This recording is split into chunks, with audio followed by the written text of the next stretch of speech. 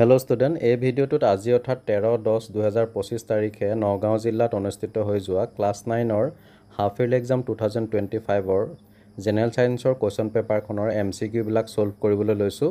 তো নগাঁও ডিষ্ট্ৰিক্টৰ ষ্টুডেণ্টবিলাকে চেক কৰি যাবা তোমালোকৰ MCQ কিমানটা শুদ্ধ হৈছে। আৰু বাকী প্ৰায়বিলাক ডিষ্ট্ৰিক্টত হয়তো ইতিমধ্যে এক্সাম শেষ হৈছে। যদি কোনোবা ডিষ্ট্ৰিক্টত এতিয়াও ক্লাছ 9-ৰ ছায়েন্সৰ এক্সাম হোৱা নাই তেতিয়াহ'লে তেওঁলোকে কুৱেশ্যন পেপাৰখন প্ৰেক্টিছ কৰিব পাৰিব। তো কোনোবা যদি নতুনকৈ আহিছে চেনেলটো ছাবস্ক্ৰাইব কৰি ৰাখিবা। তো আহা তেতিয়াহ'লে আমি কুৱেশ্যন পেপাৰখন ডিছকাছ কৰোঁ। পেপাৰখনৰ ছেকশ্যন 8 মুঠ 45টা MCQ দিছে। তাৰে 1 নম্বৰটো দিছে শৰীৰৰ লৰচৰৰ বাবে দায়ী কলাবিধ হ'ল। ইয়াত শুদ্ধ অপশ্যনটো হ'ব অপশ্যন এ পেশী কলা অৰ্থাৎ মাচুল টিচু। কুৱেশ্যন নম্বৰ 2ত দিছে চিলিকন এটা উদাহৰণ হ'ল। ইয়াত শুদ্ধ অপশ্যনটো হ'ব অপশ্যন ডি ধাতুকল্প মেটালয়েড। 3 নম্বৰটোত দিছে তৰলৰ ব্যাপন গেছৰ তুলনাত লাহে লাহে ঘটে, ইয়াৰ কাৰণটো হৈছে ইয়াত শুদ্ধ অপশ্যনটো হ'ব অপশ্যন চি গেছৰ তুলনাত তৰল অৱস্থাত কণিকাবোৰ শক্তিশালী আন্তঃআণৱিক বলৰ দ্বাৰা আবদ্ধ হৈ থাকে। নেক্সট কুৱেশ্যন নম্বৰ 4ত দিছে তলৰ কোনটো কোষৰ এটা কাৰ্য নহয়। কোষৰ কাৰ্য নহ'ব অপশ্যন চি চেতনা কনচিয়াছনেছ। নেক্সট কুৱেশ্যন নম্বৰ 5ত দিছে দ্ৰুতি গণনা কৰা সূত্ৰটো কি। ইয়াত দ্ৰুতি গণনা কৰা সূত্ৰটো হ'ব option A distance by time অৰ্থাৎ দূৰত্ব বাই সময়। কুৱেশ্যন নম্বৰ 6ত দিছে বস্তুৰ অন্তৰ্নিহিত ধৰ্ম যিয়ে তাৰ অৱস্থাৰ যিকোনো পৰিৱৰ্তন প্ৰতিহত কৰে ইয়াক জনা যায় যে। ইয়াত আমাৰ শুদ্ধ অপশ্যনটো হ'ব অপশ্যন বি জড়তা।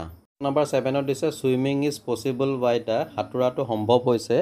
ইয়াত আমাৰ শুদ্ধ অপশ্যনটো হ'ব অপশ্যন ডি গতি বিষয়ক তৃতীয় সূত্ৰৰ দ্বাৰা। কুৱেশ্যন নম্বৰ 8ত দিছে আৰ ব্যাসাৰ্ধৰ বৃত্তাকাৰ পথত গতি কৰি থকা কণিকা এটাৰ অৰ্ধবৃত্ত ঘূৰাৰ পিছত তাৰ হৰণ কি হ'ব। ক্ষেত্ৰত কণিকাটোৰ হৰণ হ'ব option A twice R. Question number 9ত দিছে দ্য লিটল বেলেঞ্চ নামৰ গ্ৰন্থখনৰ লিখক হ'ল। দ্য লিটল বেলেঞ্চ এই কিতাপখনৰ ৰাইটাৰজন হৈছে option C Galileo Galilee. Dear student, বাকী কুৱেশ্যনবিলাকৰ এনচাৰ মই টিক মাৰি দিছোঁ, তোমালোকে চাই যাবা। আৰু যিহেতু সময়ৰ অভাৱত মই গোটেইখিনি কুৱেশ্যন পঢ়ি থকা নাই, বেলেগ কেইবাখনো ডিষ্ট্ৰিক্টৰ পৰা কুৱেশ্যন পেপাৰ আহি আছে, যিখিনি পাৰোঁ মই আজি ছল্ভ কৰিম যিহেতু আজি ফ্ৰী আছোঁ। তো নগাঁও ডিষ্ট্ৰিক্টৰ ষ্টুডেণ্টবিলাকে এনচাৰবিলাক চেক কৰি যাবা। মই ইয়াত টিক মাৰি দিছোঁ এনচাৰবিলাক। মই ইয়াত এনচাৰবিলাক টিক মাৰি গৈছোঁ আৰু এইখিনিতে তোমালোকক জনাবলৈ পাই সুখী হৈছোঁ যে ক্লাছ 9-ৰ ষ্টুডেণ্টসকলৰ বাবে শৈক্ষিক ক্ষেত্ৰত উন্নয়নৰ বাবে মোৰ এটা all Assam class 9 intelligent group বুলি হোৱাটছআপ গ্ৰুপ আছে, যিটো গ্ৰুপত বিভিন্ন ধৰণৰ পঢ়া বিষয়ক কথা আমি ডিছকাছ কৰোঁ বা যিকোনো ইনফৰমেশ্যন তোমালোকে অতি সোনকালে পাই যাবা।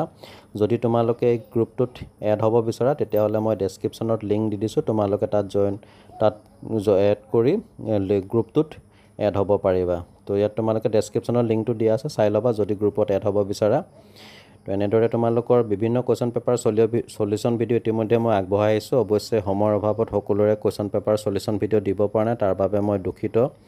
আৰু তোমালোকে যিখিনি সঁহাৰি জনাইছা মোৰ চেনেলটোৰ বাবে মই তোমালোকৰ ওচৰত বহু পৰিমাণে ঋণী, অশেষ ঋণী। আশা কৰোঁ এনেধৰণে তোমালোকে মোক সহযোগ আগবঢ়াই যাবা আৰু চাই থাকিবা এনেদৰে আৰ বি লাৰ্ণ কাম এণ্টাৰটেইনমেণ্ট। আন এটা ভিডিঅ'ত পুনৰ লগ পাম। আজিলৈ আহোঁ, ধন্যবাদ।